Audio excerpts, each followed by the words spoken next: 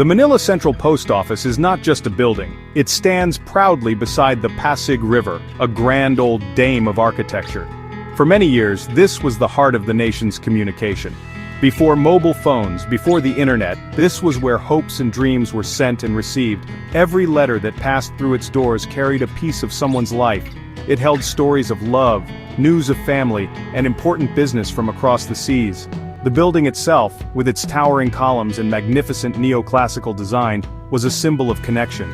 It promised that your message, your story, would reach its destination, no matter how far. This structure was designed to inspire awe. Its sheer size and classical beauty were meant to represent the strength and importance of the postal service. Imagine the thousands of people who walked its polished floors each day. Senders would carefully seal their envelopes, their thoughts folded neatly inside. Receivers would wait with anticipation, wondering what news awaited them. The air inside must have been thick with emotion, a mix of excitement, worry, and relief. The post office was more than just a place to mail a letter. It was a central hub of human experience, a silent keeper of countless personal histories. But beneath this grand facade, shadows linger. The building has witnessed more than just the daily exchange of mail. It has seen the turn of history, including the darkest days of war. These events have left an indelible mark, not just on the physical structure, but on the very atmosphere within its walls. While tourists and visitors admire its architecture, those who work here after dark tell a different story. They speak of a presence that cannot be explained, a feeling of being watched when no one is there. The Grand Dame, it seems, holds secrets far deeper and darker than anyone might imagine. The building's history is a tapestry woven with threads of both light and shadow. It survived the devastation of World War II, though not without scars. It was rebuilt, a testament to resilience, but some say that the spirits of those who perished during that time never left. The walls that once absorbed the joy of a long-awaited letter now seem to have absorbed the sorrow and pain of a violent past. The grand halls, once bustling with life, now echo with whispers from another time. The Manila Post Office, a beacon of communication, now struggles with messages from a world we cannot see. The stories told by the post office staff are not easily dismissed. These are not just fleeting shadows or tricks of the light. They are consistent, detailed accounts from people who spend their lives within these walls. One of the most common tales involves the unsettling sound of footsteps. Late at night, when the building is supposed to be empty and silent, security guards report hearing heavy steps echoing through the long corridors. The sound is often described as being accompanied by the faint, chilling rattle of chains, as if a prisoner is being dragged across the floor. The guards investigate, but they never find anyone. The sound just fades, leaving them alone in the vast, dark space. Another chilling encounter takes place in a less expected location, the women's comfort room. Female employees have reported a terrifying experience that has made many reluctant to go there alone. They speak of a white lady, a classic figure in Filipino ghost stories, who appears without warning. Sometimes her reflection is seen in the mirror standing just behind them. When they turn around, there is no one there. Other times they feel an icy coldness wash over them, or hear soft, mournful crying coming from an empty cubicle. The presence is so unnerving that many now go in pairs, hoping to avoid a solitary meeting with this sorrowful spirit. Perhaps the most startling accounts involve the apparitions of Japanese soldiers. During World War II, the post office was a site of intense fighting, and many soldiers lost their lives here. Staff members have reported seeing figures in old-fashioned military uniforms marching silently through the building. These spectral soldiers appear for a moment, looking solid and real, before vanishing into thin air. They don't interact with the living. They simply repeat their final patrol, forever trapped in a loop of history. These sightings serve as a stark reminder of the building's violent past, and the souls that may still be bound to it. These experiences have become part of the building's identity. They are shared in hushed tones among the employees, a collection of oral histories that map out the paranormal geography of the post office. The stories are told not to scare but as a statement of fact, a part of the daily reality of working in such a historically charged place. For these individuals, the ghosts are as real as the letters they sort. They are unseen colleagues from a bygone era, their presence a constant, chilling reminder that the past is never truly gone. It lingers, it watches, and sometimes it makes itself heard.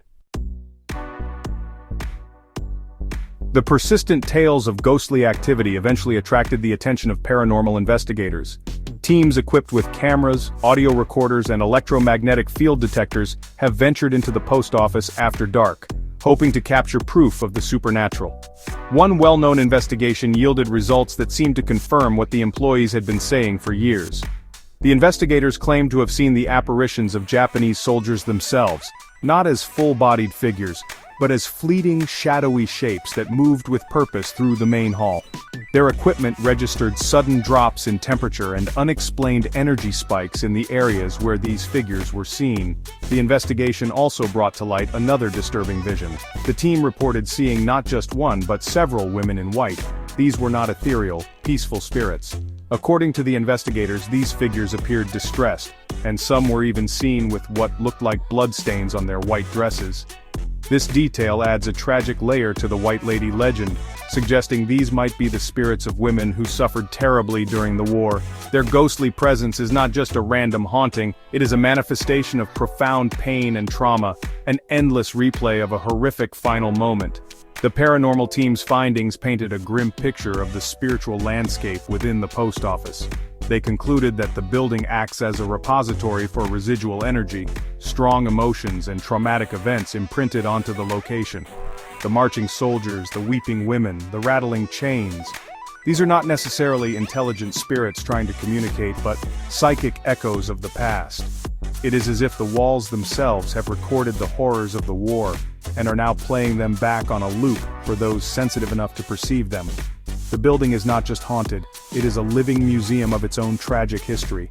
These investigations lend a kind of scientific credibility to the ghost stories, moving them from the realm of folklore into the sphere of documented phenomena.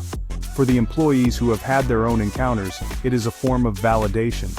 They are not just imagining things, something truly unexplained is happening within the Manila Post Office. The findings of the paranormal teams suggest that the building is a place where the veil between the living and the dead is unusually thin, a crossroads where the past and the present are forced to coexist in an uneasy and often terrifying truce. What are these spirits trying to say? If the Manila Post Office was once the center for sending messages, perhaps these ghosts are its final, most desperate correspondents. Their messages, however, are not written in ink. They are written in fear, in cold spots, and in fleeting apparitions. The Japanese soldiers, forever marching on their final patrol, might be sending a message of duty and the unending nature of conflict.